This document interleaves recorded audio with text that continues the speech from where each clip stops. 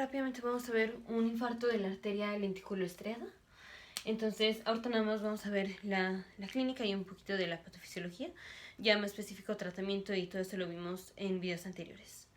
Entonces, la arteria lenticuloestriada va a ser la arteria que le va a dar sangre al núcleo estriado y a la cápsula interna. Ahora recordemos que el núcleo estriado básicamente es el caudado y el putamen. El caudado y el putamen. Entonces, si ponemos una vista lateral del sistema nervioso central, aquí tenemos lóbulo frontal, parietal, occipital, temporal, aquí está el cerebelo, y vamos a hacer un corte así, un corte coronal, y lo estamos viendo en esta dirección. Hacemos un corte así, y lo vemos. Vamos a tener así, así. Tenemos los ventrículos laterales, tenemos la cápsula interna, la cápsula interna, tenemos el núcleo caudado que viene aquí, este es el núcleo caudado, y tenemos el putamen que está aquí, este es el putamen.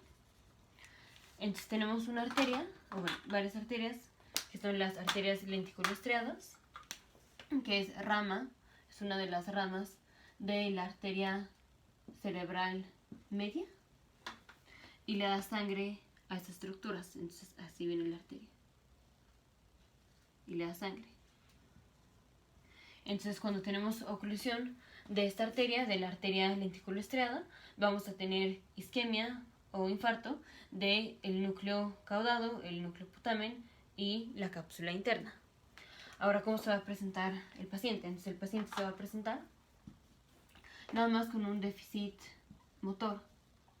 Aquí no vamos a tener déficit como si se hubiera afectado la corteza. Entonces no vamos a tener síntomas de daño a la corteza cerebral. Entonces, esto es, ya en videos anteriores vimos la vía motora, por ejemplo, que es la vía piramidal, en donde tenemos que los tractos de la motoneurona superior descienden por aquí, descienden por la cápsula interna. Rápidamente, si lo queremos repasar, tenemos un corte coronal del sistema nervioso central, tenemos aquí un corte de la médula espinal, un corte transversal de la médula espinal, tenemos astas posteriores, anterior, anterior, posterior, aquí está el ganglio de la raíz posterior y esta es la raíz anterior. Aquí nada más como para repasar.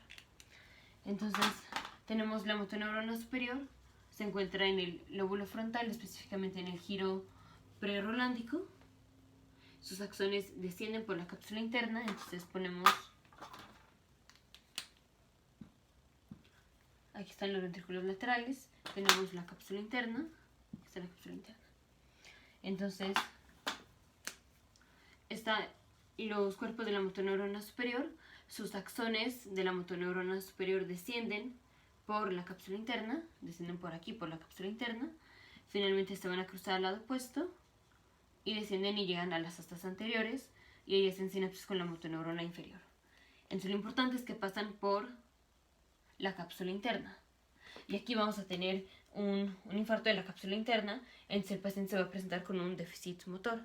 Y va a ser un déficit motor contralateral a la lesión. Esto es, si el infarto fue de la cápsula interna derecha, en este caso, si se ocluye la derecha, entonces, ¿cómo se va a presentar el paciente? El paciente se va a presentar con un déficit motor del lado izquierdo. ¿Por qué? Porque es la corteza derecha la que controla los movimientos del lado izquierdo. Aquí esta motoneurona se cruza y va a inervar a esta motoneurona inferior que controla los músculos del lado izquierdo. Si se daña este axón, aquí se daña antes de que se cruce. Se está dañando aquí. El cruce se dio hasta acá, el cruce al lado opuesto. Entonces, si se daña aquí, la motoneurona superior, por daño a la cápsula interna, vamos a tener daño a esta neurona. Si esta neurona está dañada, no inerva esta neurona, que es la que inerva los músculos y es lo que hace que movamos el músculo.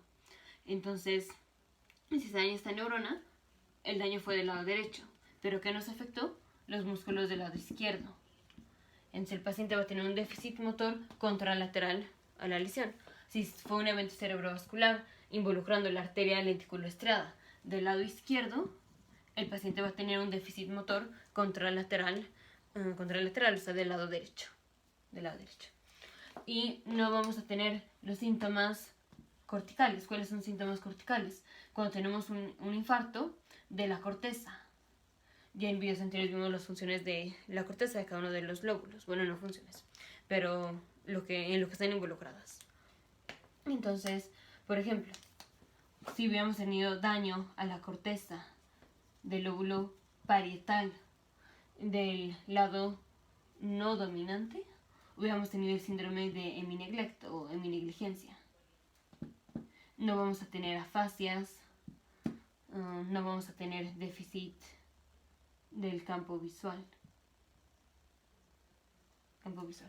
O sea, ya en videos anteriores vimos, podemos tener daño al área de Broca o al área de Wernicke y eso nos daría afasias. Pero esos están en la corteza, esas zonas están en la corteza.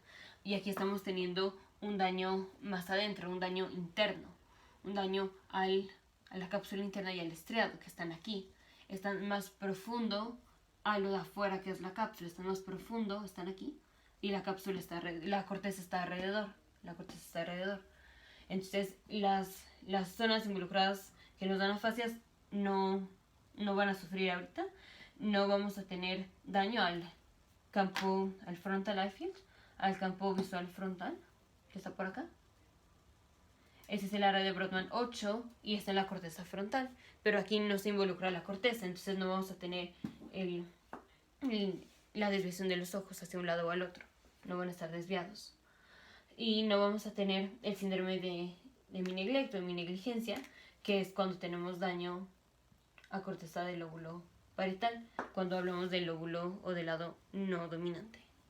Entonces, un infarto de la arteria, un infarto cerebral, cuando se involucra la arteria lenticuloestriada, se va a presentar nada más con un déficit motor.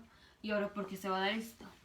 Esto principalmente se va a dar por un infarto lacunar, que ya en videos anteriores vimos mucho más específico el infarto lacunar.